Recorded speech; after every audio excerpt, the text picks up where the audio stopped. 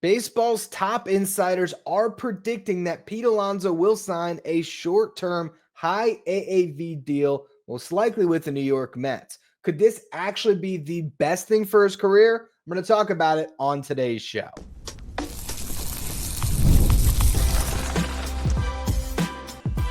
You are Locked On Mets, your daily New York Mets podcast. Part of the Locked On Podcast Network, your team every day. Hello to all you amazing Mets fans. You're watching Locked On Mets, part of the Locked On Podcast Network, your team every day. I'm your host, Ryan Finkelstein. If you want to find any of my work, follow me on X at Finkelstein Ryan. You can also find some of my writing at justbaseball.com, where I work as the managing editor. For big upsets, the game-winning drives, the NFL playoffs are better with FanDuel. New customers can bet $5 and get $200 in bonus bets guaranteed, win or lose. Visit FanDuel.com to get started. Now, as I teased on yesterday's show, I wanted to talk about the idea of Pete Alonso signing that short-term high AAV contract and why it could be a good thing for him. That was one of my planned shows for the week. I know we've talked a lot about Pete Alonso, but I have argued for most of the offseason that I would prefer Pete Alonso to get his long-term deal because, quite frankly, I don't want to watch Pete Alonso playing on a contract year again because it wasn't great last season. With that said, all the momentum is heading in that direction, and baseball's top insider, Jeff Passan, said as much in his latest story today. It was a winners and losers piece of the offseason, and his note about the Mets and about Pete Alonso in their section was very interesting. So obviously the Mets were a winner for Jeff Passan because of Juan Soto. But when he got to Pete Alonso, this is what he said. At this point, Alonso will almost certainly get an opt-out laden short-term deal, and the Mets do have a gaping hole at first, and until another team steps up, the expectation will be a renewal of vows. First off, great writing there, Jeff. But this is interesting because when Jeff Passan says something, it's gold. And he is saying now it's almost certain that this is what's going to happen. How is he connecting those dots? Well, I think what Jeff Passan is probably hearing, there is no market for Pete Alonso. He's also maybe hearing that this is the type of structure that the Mets want, i.e., this is what's probably going to happen here. Because ultimately, if Pete Alonso wants a 6-year deal, the Mets don't have to give it to him if nobody else is in the market for Pete Alonso with that many years. Also, if the Mets 6-year offer is for $19 million per season, but Pete Alonso wants $25 million per over 6 years, there is a big gap there. So how you meet in the middle is you give him a high AAV short-term deal, and this is the Scott Boras Special. And I think because it's the Scott Boras Special, it has gotten a negative connotation towards it. So I want to walk through it all because Scott Boras doesn't do this for nothing. Yes, it almost feels like a waving of the white flag, especially last offseason, where he carried the Boras 4, Blake Snell, Matt Chapman, Cody Bellinger, and Jordan Montgomery basically into spring training. I think almost all those guys might have signed in spring training, actually, at least right before it. And they all signed the Boras Special, 2 or 3 year deals with opt-outs that would allow them to reset their market, try again, but make a significant amount of money in 2024. Now, those contracts for those 4 free agents, so far, half of them worked out swimmingly. We'll start with Blake Snell. He gets 2 years, $62 million from the Giants, opts out after the first season of that, where he collected $32 million. It was a weird contract with deferred money and a signing bonus that conveys January of 2026. So I don't know how much has hit his bank account, but ultimately he will get $32 million for that 1 year spent in San Francisco. And now he parlayed it into a 5-year, $182 million deal with the Dodgers. So ultimately, 6 years, $214 million. That's as good as Blake Snell could have wanted to do a year ago, coming off his Cy Young.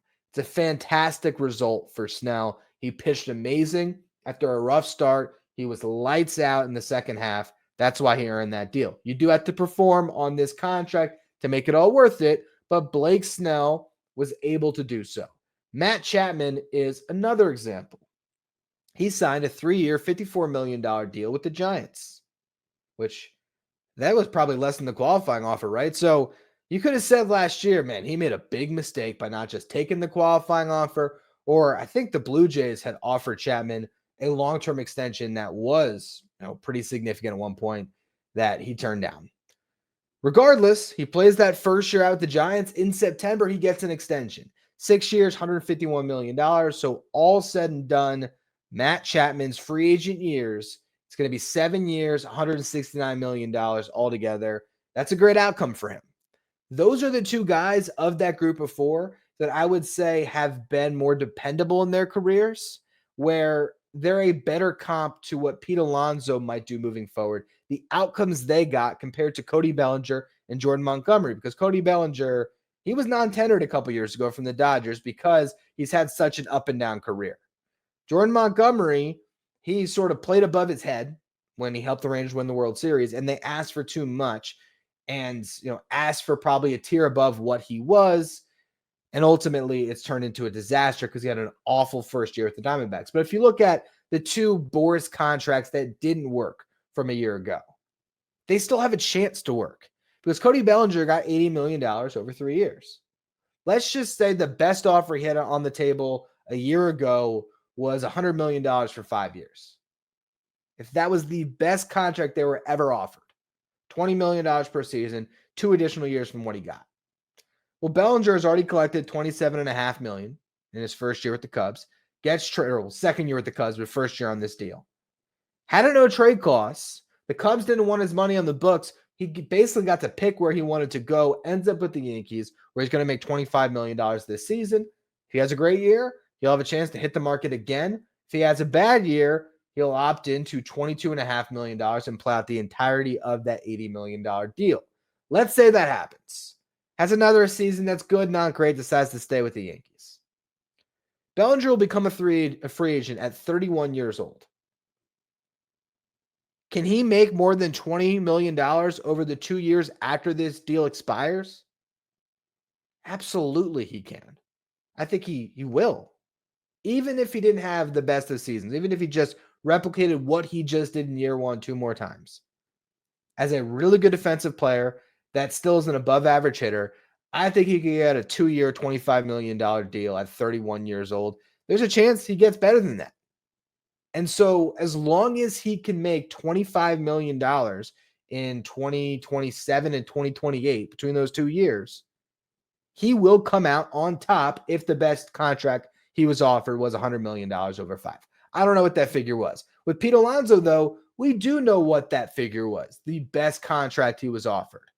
And that's the contract extension he was offered at the trade deadline in 2023. So what I want to talk about next is how Pete Alonso can make more money by taking the short-term deal now. How much would he have to make beyond a 3-year contract to make it all worth it? I'll go through that in the next segment. First, though, quick word from our sponsors. Today's episode is brought to you by Game Time. Game Time is a fast and easy way to buy tickets for all the sports, music, comedy, and theater events near you. And Game Time Picks will make it easier to get tickets for your favorite live events, because Game Time Picks is a feature that will filter out the fluff and show you only incredible deals on great seats. So don't waste your time searching through thousands of tickets. You can also view your seat before you buy, so you know exactly what to expect before you arrive. You can see the sight lines to the concert or to the game, whatever it is. You can also buy your tickets in a matter of seconds. 2 taps, you're all set. Download the Game Time app, create an account, and use the code LOCKEDONMLB. You're going to get $20 off your first purchase. Terms apply. Again, create an account, redeem the code LOCKEDONMLB for $20 off. Download Game Time today. What time is it? It's game time. Stay up to date with all the latest in the world of sports by checking out Locked On Sports Today, streaming 24/7 on YouTube. If you're watching on YouTube, do me a favor, hit that subscribe button. Our next goal is to get to 12,000 subscribers. I appreciate all of you who continue to subscribe.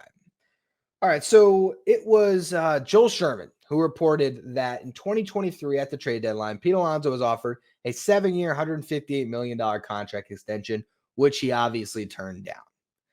For Pete Alonso to beat that contract, he needs to sign a deal worth $138 million over the next 6 years, because that original extension included his final year of arbitration in 2024, where Pete Alonso made $20.5 million.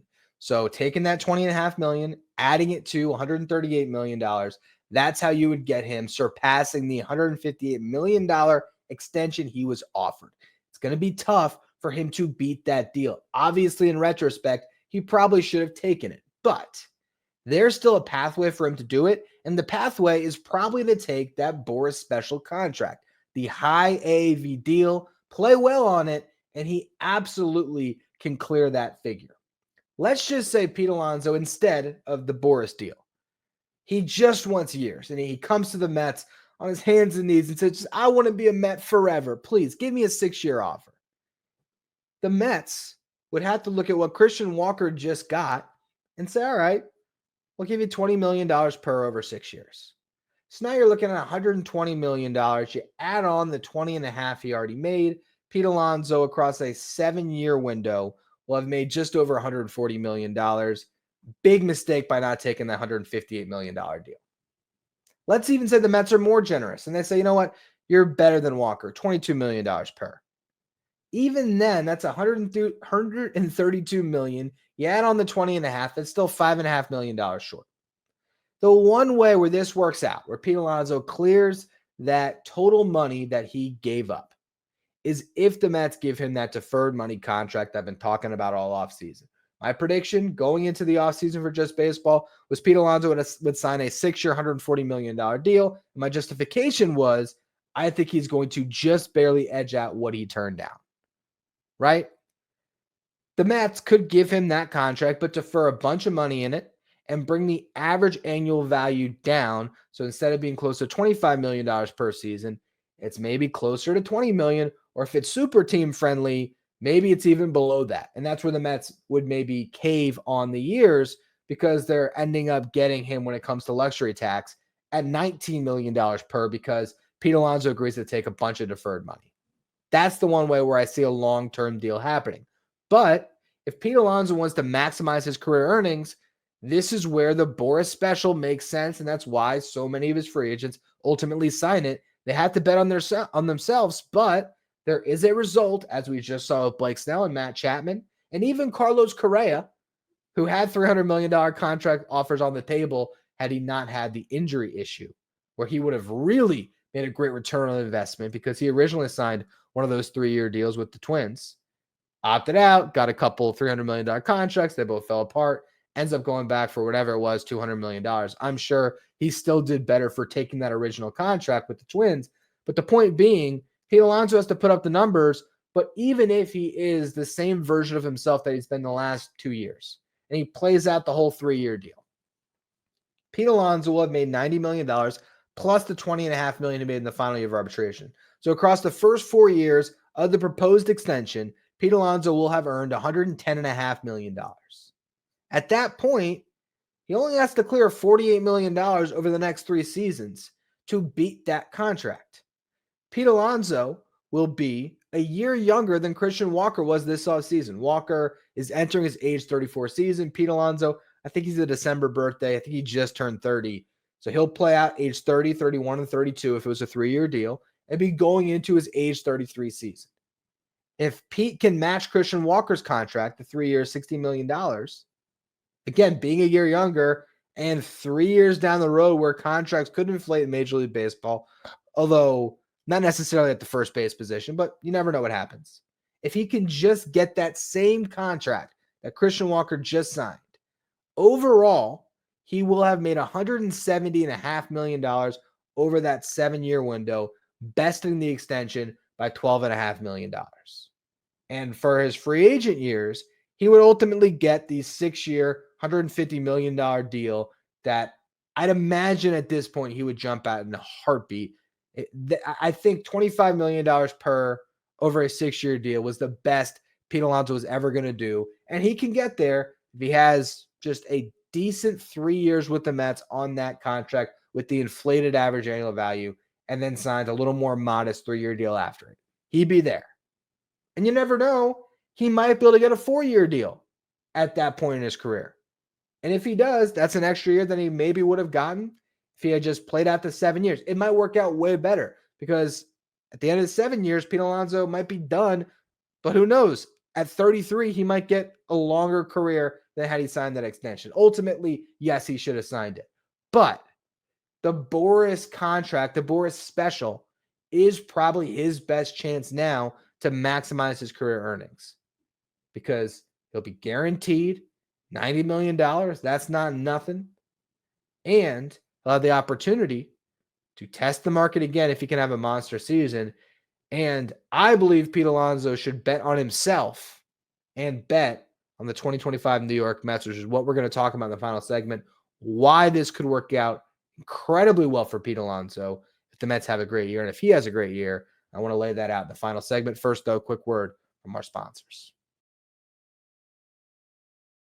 Today's episode is brought to you by FanDuel. From big upsets to game-winning drives, the NFL playoffs are better with FanDuel because right now, new customers can bet $5 and get $200 in bonus bets guaranteed. That's $200 in bonus bets, win or lose. The FanDuel Sportsbook app gives you everything you need for live bets, same-game parlays, and so much more all in one place. You got the NFL. You got the NBA. You even got MLB futures. Maybe you want to throw a bet on the Mets to win the World Series or to win the division. You can find all of that over at FanDuel. Just visit FanDuel.com to join today. And again, remember, you're going to get started with $200 in bonus bets, win or lose. That's FanDuel.com. Make this playoff season unforgettable with FanDuel, an official sportsbook partner of the NFL.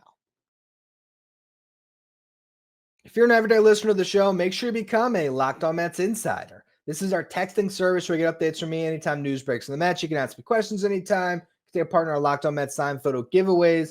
And you also, during the regular season, will get the lineup graphics sent to your phone each day so you know who's in the starting lineup without ever having to go on social media. If you want to be a Locked On Mets insider, find a link in the episode description. Go to subtext.com/LockedOnMets. Okay, so Pete Alonso, let's say he signs this deal.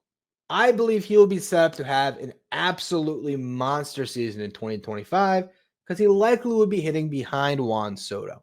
And that worked out pretty well for a guy in another borough named Aaron Judge. Now, I hate to compare Pete Alonso to Aaron Judge because those two names were linked because of what Judge did his rookie season, win Rookie of the Year, set the rookie home run record, and then Pete Alonso comes around, does the exact same thing, and beats Judge's record. The only thing these two guys have in common is home runs. Aaron Judge is a significantly better player than Pete Alonso. I'm not at all trying to make that come, but I am trying to use Aaron Judge as a way to describe the Juan Soto effect. In Judge's first MVP season, back in 2022, he hit .311, 425 on base, 686 slug, 62 homers, 131 runs driven in.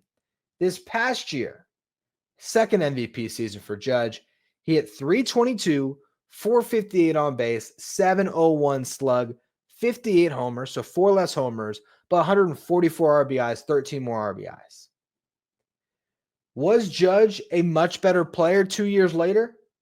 Or did having Juan Soto trickle down or trickle up to Aaron Judge and allow him to be put into more advantageous positions with runners on base that allowed him to have a better season? Look back at 2022. Aaron Judge had 306 plate appearances with men on base, 390 plate appearances without men on base. So 44% of the time he came up and he had runners on.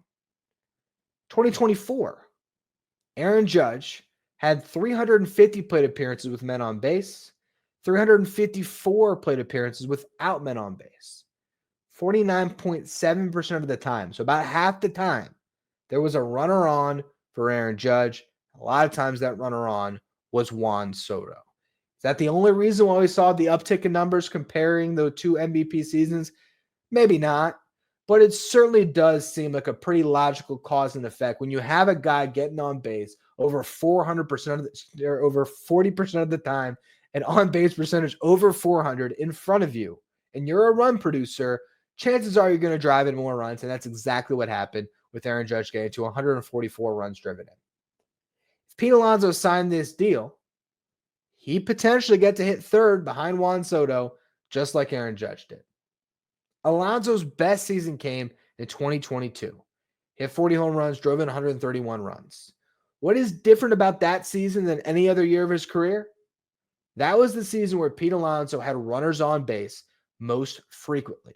There's been 2 times in his career where he's actually come up to the plate with runners on more than he came up to the plate without runners on. One of them was in 2021, and the margin was just 7 times difference. 7 times where he had runners on, or 7 times more where he had runners on base compared to the times where he did not have a runner on base.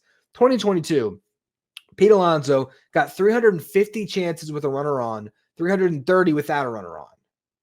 Overall, again, he had 40 homers, 131 runs driven in. He hit 271, had a 352 on base percentage, 518 slug. I would say it was the best season of Pete Alonso's career. If he gets the opportunity with Francisco Lindor and Juan Soto hitting in front of him to consistently come up with runners on base, there is a good chance that you see Pete Alonso put up his best RBI total ever.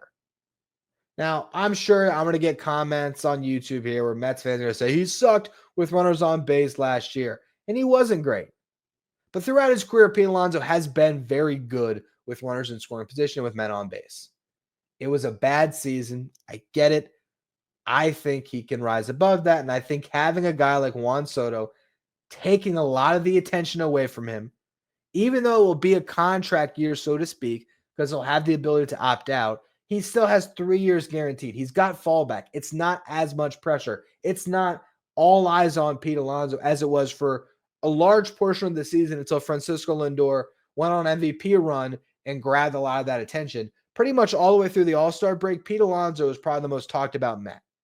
So now you're third on the line at best, with Lindor coming off the MVP runner-up season and Juan Soto, the $765 million man.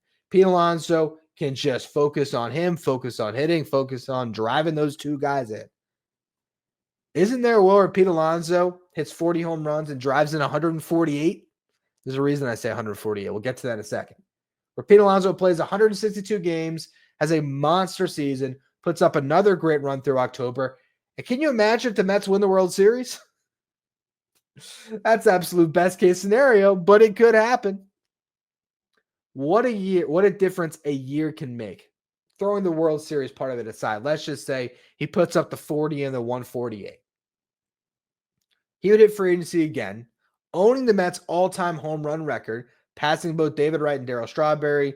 He would end with 40 home runs at 266 in his Mets career. That's 14 more than Strawberry, 24 more than David Wright. And the reason why I said 148 RBIs is because that is all Pete Alonso would need to move up to second place on the all-time list, passing Darryl Strawberry in RBIs. Now, to get past David Wright, he's going to need 4 or 5 years in a Mets uniform because David Wright had 970. Pete Alonso is sitting at 586. So he's a ways away from David Wright, but he's clearly 2 years away from passing Strawberry.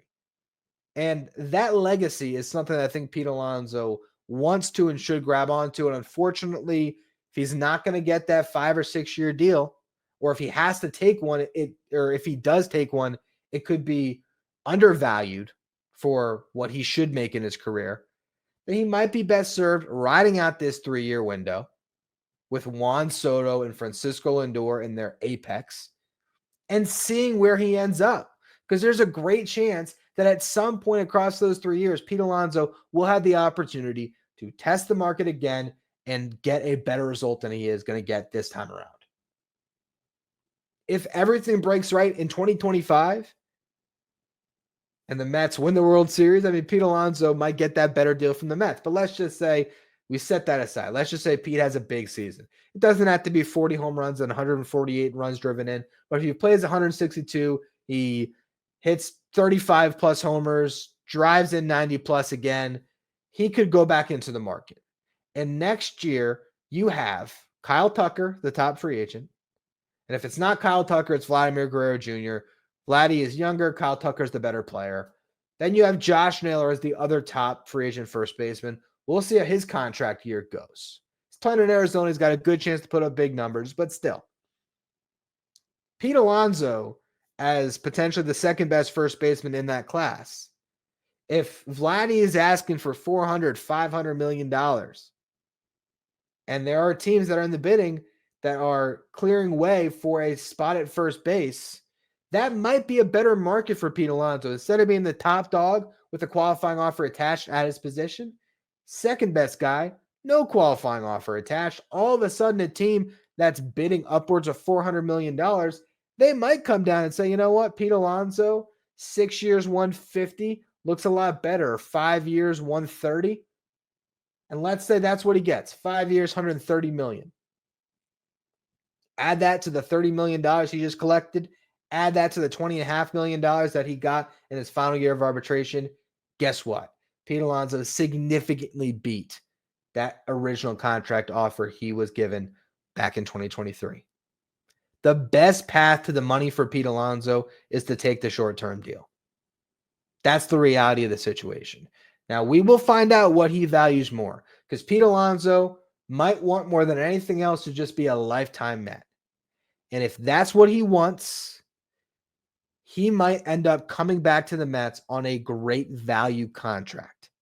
So I think the Mets ultimately are in a win-win scenario with Pete Alonso.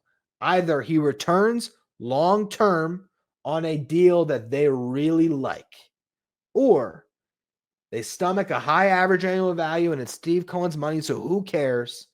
And they're not tied to Pete Alonso long-term. So if they're scared of him falling off a cliff after 3 years, that won't be on their books.